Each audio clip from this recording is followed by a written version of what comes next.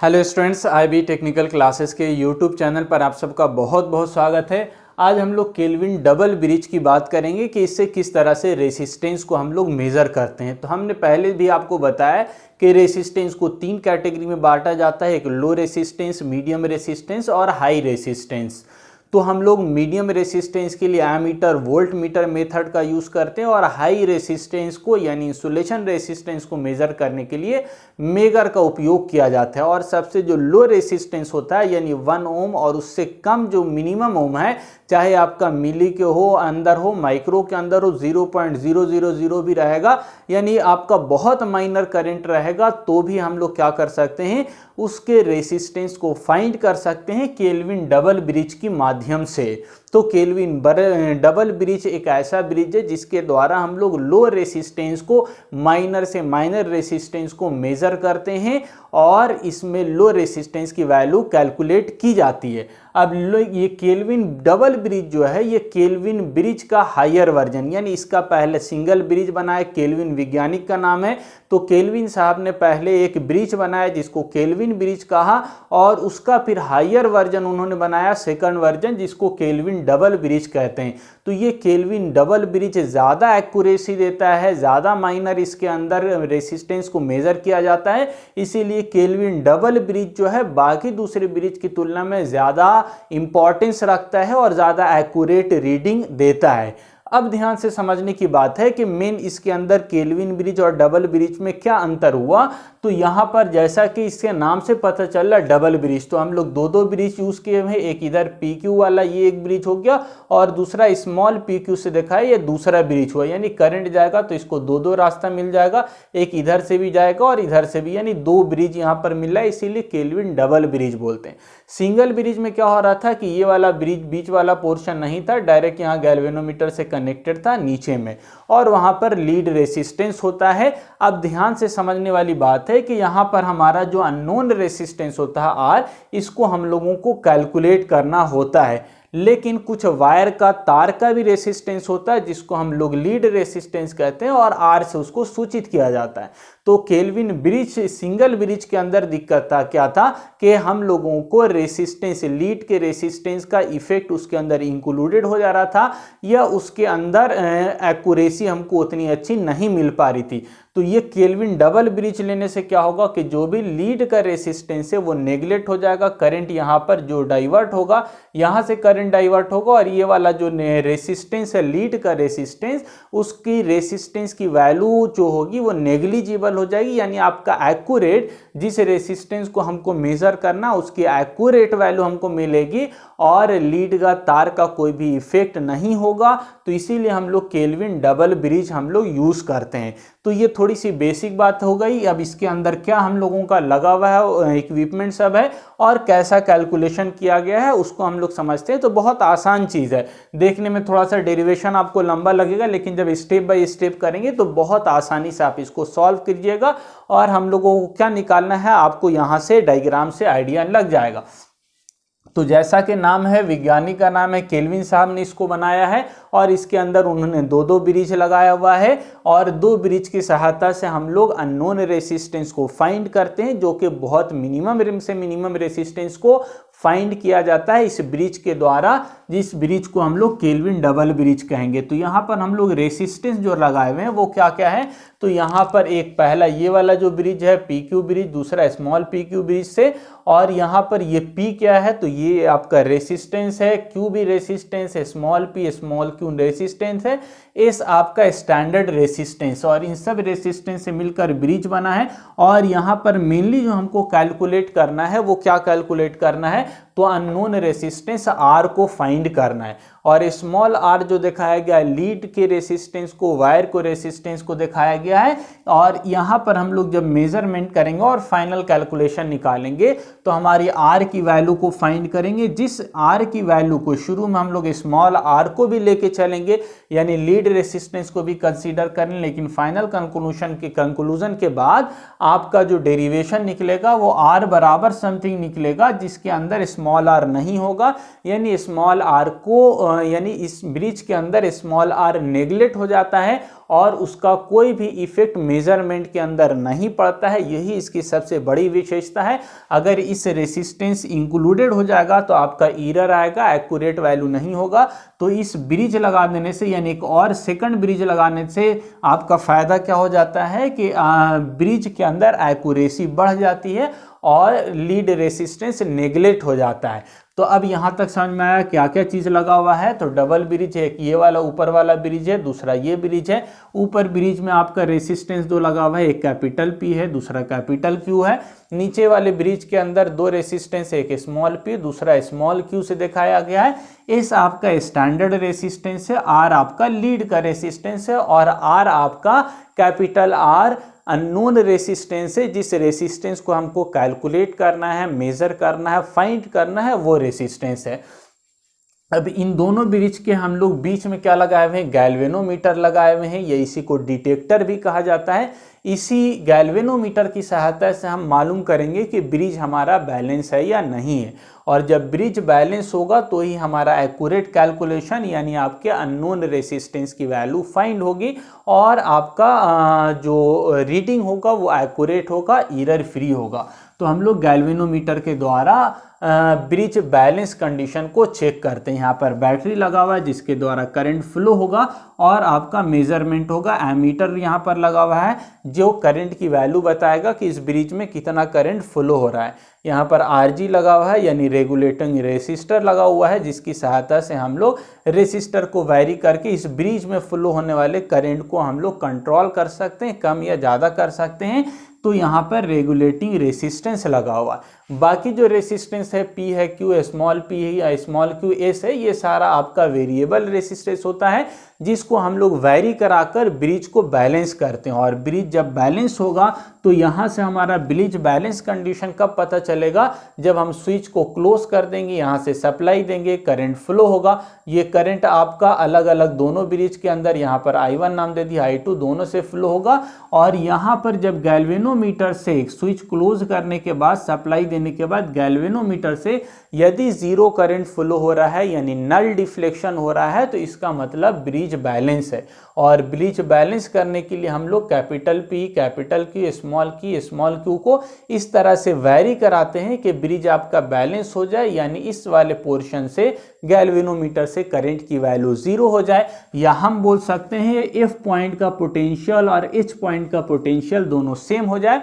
जब potential same होगा तो करंट की वैल्यू जीरो होगी। तो हम लोग ब्रिज को वैरी यानी रेसिस्टेंस को वैरी करा के ब्रिज को बैलेंस करते हैं, यानी F और H के पोटेंशियल को सेम कर देते हैं, जिसकी वजह से गैल्वेनोमीटर के क्रॉस जीरो करंट फ्लो होता है। तो यहाँ पर IG की वैल्यू यानी गैल्वेनोमीटर के क्रॉस करंट की वैल्यू क्या हो जाएगी, जीरो हो जाएगी। स्विच क्लोज करने के बाद आपकी जो सप्लाई जा रही है बैटरी से, इस वाले पोर्शन से कोई भी करंट फ्लो नहीं होगा। और यदि ब्रिज बैलेंस होगा तो उस समय हमारी R की वैल्यू फाइंड हो जाएगी, अननोन रेसिस्टेंस फाइंड होगा, जिसका फॉर्मूला हम लोग आगे डिराइव करेंगे। यहाँ तक समझ में आ रहा होगा। अब देखिए हम क्या लिखा है। अब यहाँ से डेरिवेशन की तरफ चलते हैं, एक एक स्टेप बाय स्टेप सारा चीज़ आपको समझ में आ जाएगा। नाम दे दिया बाकी आपका रेसिस्टेंस का नाम, बाकी टर्मिनल का नाम दे दिया है, नोड का नाम दे दिया है ABCD, आपका दिया हुआ F दिया हुआ है, आपका H है अलग से, यहाँ पर कहाँ गया आपका K नाम दिया है, स्विच का नाम, बाकी इसी तरह यहाँ पर K नाम दिया। तो इस तरह से आप अलग अलग नोड का अपने मन से नाम दे सकते हैं, ठीक है।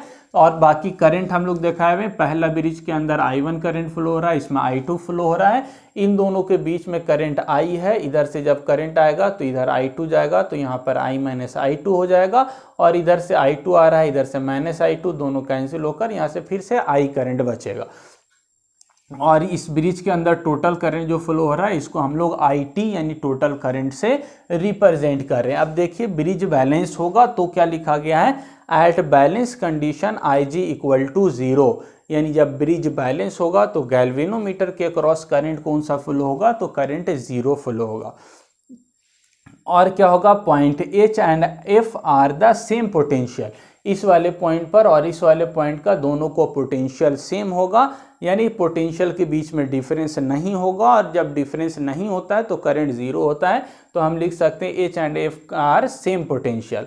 अब आगे देखिए लिखा गया है हेंस वोल्टेज अक्रॉस P, यानी इस दोनों का पोटेंशियल जब सेम हो जाएगा, यानी इससे करंट की वैल्यू जीरो होगी, तो यहाँ पर का पोटेंशियल यानी ए से लेकर एफ तक इस वाले ब्रिज का जो पोटेंशियल है वो बराबर हो जाएगा ए बी एच के बीच बराबर। यानी यहाँ पर का ध्यान से देखिएगा, ये वाला पोर्शन ए बी और एच, ये पोर्शन का वोल्टेज बराबर हो जाएगा इस वाले ए से लेकर एफ के बीच का वोल्टेज। यानी यहाँ पर जितना वोल्टेज होगा ये दोनों पैरेलल में हो जाएगा, ये दोनों वोल्टेज बराबर हो जाएगा, इक्वल हो जाएगा।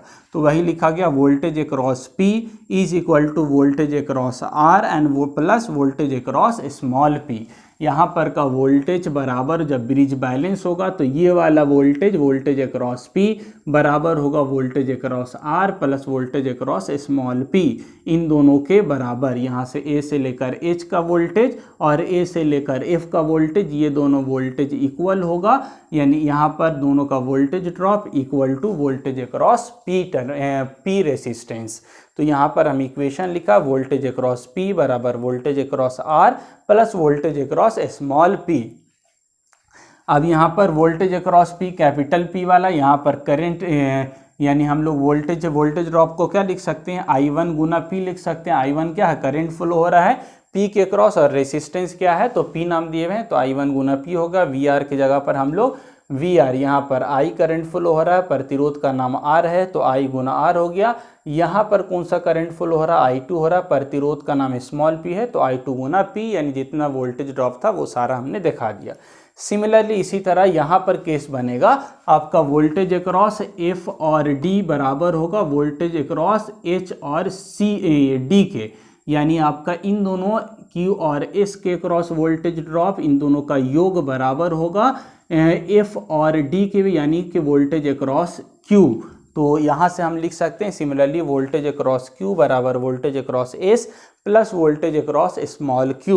तो यहाँ पर करंट कौन सा फ्लो हो रहा है, Q के अक्रॉस, तो यही करंट सेम फ्लो हो रहा है। यहाँ पर ब्रिज बैलेंस से कोई भी करंट फ्लो नहीं होगा, तो यही I1 करंट यहाँ पर आएगा Q के क्रॉस, तो क्या हो जाएगा I1 गुना Q हो जाएगा। स्टैंडर्ड रेसिस्टेंस S के क्रॉस कौन सा करंट है, तो I करंट है, तो I गुना S हो जाएगा। Q के क्रॉस कौन सा करंट है, तो I2 है, तो I2 गुना स्मॉल q हो जाएगा। ये दो इक्वेशन आपको समझ में आ गया हो गया, तो बाकी अब कुछ भी जाने नहीं है, एकदम एक एक करके देखते चलिए, सारा कुछ समझ में आ जाएगा।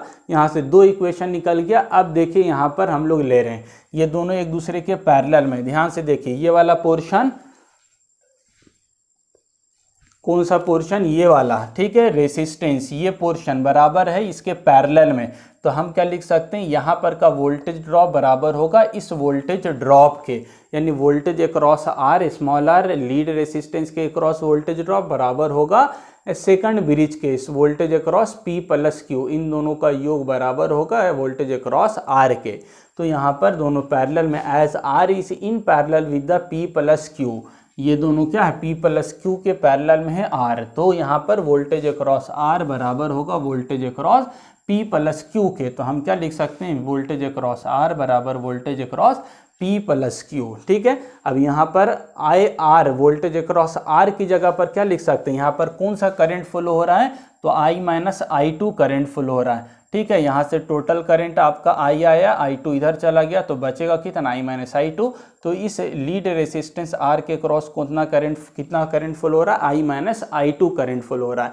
तो वोल्टेज ड्रॉप निकालना रहे तो करंट गुना रेसिस्टेंस, तो I minus I2 Guna R, तो I minus I2 Guna R, voltage across lead resistance निकल गया वोल्टेज ड्रॉप। और यहाँ पर निकालना है तो वोल्टेज करंट कौन सा है, तो I2 करंट है, I2 लिख दिया, दोनों रेसिस्टेंस आपस में सीरीज में है तो लिख दिया हम P प्लस Q। अलग भी कर सकते हैं, I2 गुना P प्लस I2 गुना Q भी कर सकते हैं, लेकिन दोनों को साथ में कर दिया है I2 गुना P प्लस Q।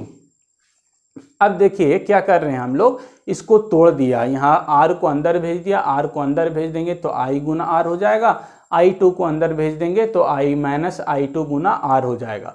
और उधर वाला I2 गुना P हो गया, I2 गुना Q हो गया, ठीक है। यहाँ तक कोई दिक्कत नहीं, जो कॉमन था उसको हम लोग अंदर मल्टीप्लाई कर दिया। अब हम क्या कर रहे हैं, तो हम I2 को इस साइड राइट साइड भेज दे रहे हैं, RHS में भेज दे रहे हैं राइट साइड, तो अब आपका क्या हो जाएगा, I2 गुना R, ये प्लस में जाएगा तो आपका I2 गुना P प्लस I2 गुना Q, ये इधर आ गया तो I2 गुना R हो गया। अब I2 सब में हो तो I2 को कॉमन ले लिया है तो P plus Q plus R हो गया। ठीक है, यहाँ तक कोई दिक्कत नहीं होना चाहिए। तो अब देखिए यहाँ से हम I2 को अलग कर रहे हैं, इसको अलग कर लिया। I2 बराबर क्या हो जाएगा, इसको नीचे भेज दिया पूरे को, तो I2 बराबर हो जाएगा, ये नीचे आ जाएगा तो IR उसी तरह रहेगा, I2 आपका आ जाएगा P plus Q plus R। तो यहाँ से आपकी I2 की वैल्यू फाइंड हो गई। तो अब ध्यान से समझिए, अब कुछ भी जान नहीं बचा है, सिर्फ हम सब्स्टिट्यूट कर रहे हैं। तो ये जो I2 की वैल्यू फाइंड किया है, इसको एक बार इक्वेशन नंबर 1 के अंदर हम रखेंगे और दूसरे बार इक्वेशन नंबर 2 के अंदर हम रखेंगे। बाकी कुछ भी आपको नहीं करना है। तो इक्वेशन नंबर 1 क्या था, I1 गुना P IR, I2 की वैल्यू सब्स्टिट्यूट कर दिया हम, IR P plus Q plus R, P जैसे था स्मॉल p उसी तरह रहने दिया, सिर्फ I2 की जो वैल्यू हमने निकाला है ये वाला इस इक्वेशन के अंदर रख दिया, इक्वेशन 1 के अंदर। तो आपका एक नया इक्वेशन तैयार हुआ जिसका हम नाम दे दिया क्या, 3 इक्वेशन नाम दे दिया। इसी तरह I1 गुना Q हो जाएगा, IS हो गया, I2 की जगह पर वैल्यू सब्स्टिट्यूट कर देंगे, Q उसी तरह रह जाएगा तो I1 Guna Q IS, I2 की जगह पर वैल्यू सब्स्टिट्यूट कर दिया है और यहाँ पर Q हो गया। ये एक नया इक्वेशन तैयार हुआ जिसका नाम क्या होगा, इक्वेशन नंबर 4। तो हम लोग इक्वेशन 1 2 निकाला, I2 के वैल्यू निकाला, I2 को सब्स्टिट्यूट कर दिया 1 और 2 में। इतना सब क्यों कर रहे हैं, तो हम लोगों को निकालना क्या है, ये अननोन रेसिस्टेंस निकालना है और उस अननोन रेसिस्टेंस को निकालने के लिए हमको थोड़ा मेहनत करना हो रहा है। अब क्या कर दे रहे हैं, डिवाइड 3/4, यानी 3 इक्वेशन है, इसको 4 से डिवाइड कर देंगे और R की वैल्यू निकालेंगे हम लोग। तो जब I1 बटा P, ये आप इक्वेशन 3 को 4 से भागा दीजिएगा तो यहाँ पर क्या, I1 गुना P I1 गुना Q, तो I1 कैंसिल हो जाएगा, बचेगा P/Q। बाकी जो वैल्यू था ये वाला सेम एज इट इज़ हम वहाँ पर रख दिया है, IR प्लस IR, P बाहर है, बाहर रहने दिया, P plus Q plus R है वो उसी तरह रहने दिया। ठीक है, तो ये वैल्यू सब्स्टिट्यूट कर दिया हम, I1 कैंसिल हो जाएगा। अब यहाँ से ध्यान से देखिएगा एक चीज़, यहाँ पर I1 यहाँ पर भी, I1 यहाँ पर, I1 यहाँ पर, तो I1 टोटल कॉमन आ जाएगा। तो यहाँ से ये I टोटल कॉमन ले लीजिएगा, ऊपर से भी I टोटल कॉमन ले लीजिएगा, नीचे से भी ये टोटल I कैंसिल हो जाएगा। एक स्टेप हम यानी कि बचा लिया है और I कैंसिल कर दिएगा तो आपका बचेगा क्या, R प्लस P गुना Q। ये I तो कॉमन लेके कट गया तो बचा क्या, P गुना R, तो P गुना R लिख दिया है।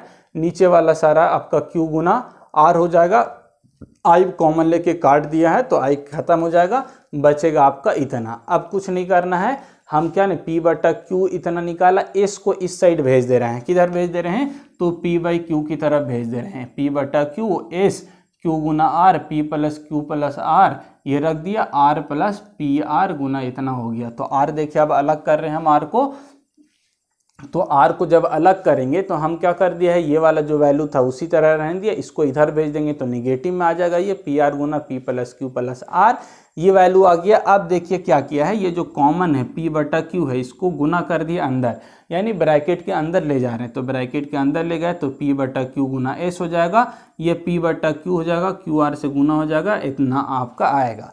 अब ध्यान से बस यही मेन चीज़ है, समझना है आपको। हम क्या कर रहे हैं, ये वाली वैल्यू आपका R बराबर P/Q गुना S और ये वाली वैल्यू आया।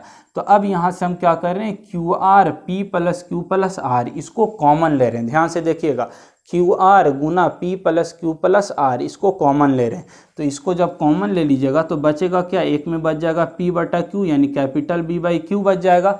ठीक है, कैपिटल P/Q बचेगा। जब हम QR P plus Q plus R को कॉमन लेंगे तो P/Q बचेगा। दूसरा स्टेप में देखिए ध्यान से, ठीक है, यहाँ से आप QR को कॉमन लिया है तो यहाँ पर तो P है, Q तो है नहीं है, तो R कॉमन ले लिया, सही है।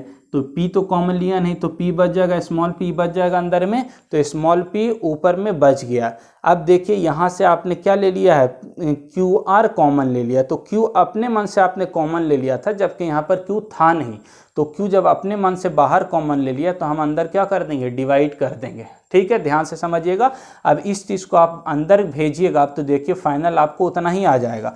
QR इतना कीजिएगा तो ये आ जाएगा, और QR गुना P था तो इतना, इसको अंदर भेजिएगा तो फिर से देखिए यही वैल्यू Q कैंसिल हो जाएगा, P plus Q plus R सिर्फ बचेगा और ऊपर में आपका पी आर और आपका क्यू बच जाएगा। ठीक है, तो आपका यहाँ से हम क्या कर लिया है, क्यू आर बटा P plus Q plus R को कॉमन ले लिया है, जिससे यहाँ पर पी बटा क्यू बच गया, यहाँ पर पी बचेगा, आर आपका कॉमन लेके बाहर कर दिया है, यहाँ पर क्यू अपने मन से बाहर लिया था इसीलिए क्यू यहाँ पर डिवाइड कर दिया है। अब मेन चीज़ समझने का यही है यहाँ पर कि हम लोग क्या करेंगे कि जब हम लोग ब्रिज को बैलेंस करते हैं तो इस तरह से हम P और Q की वैल्यू को और P स्मॉल q की वैल्यू को सेलेक्ट करते हैं, यानी इस तरह से वैल्यू को चेंज करते हैं कि इन दोनों का जो रेशियो P बटा Q की वैल्यू का रेशियो यानी P बाई Q का जो रेशियो होगा वो बराबर होगा किसके, स्मॉल p बाई Q के। यानी ब्रिज बैलेंस कंडीशन में वैल्यू को रेसिस्टेंस को इस तरह से सेलेक्ट किया जाएगा कि ये दोनों इक्वल होगा। जब इक्वल होगा तो अब ध्यान से देखिए, इक्वल होगा तो क्या होगा, P बटा Q माइनस स्मॉल बटा Q इक्वल होगा तो ये दोनों क्या हो जाएगा, कैंसिल हो जाएगा, यानी इन दोनों की वैल्यू एक दूसरे को कट हो जाएगी और ये दोनों आपका क्या हो जाएगा, जीरो, जीरो से गुना कीजिएगा तो ये पूरा टर्म जीरो हो जाएगा और फाइनली आंसर क्या बचेगा, R बराबर P प्लस Q गुना S।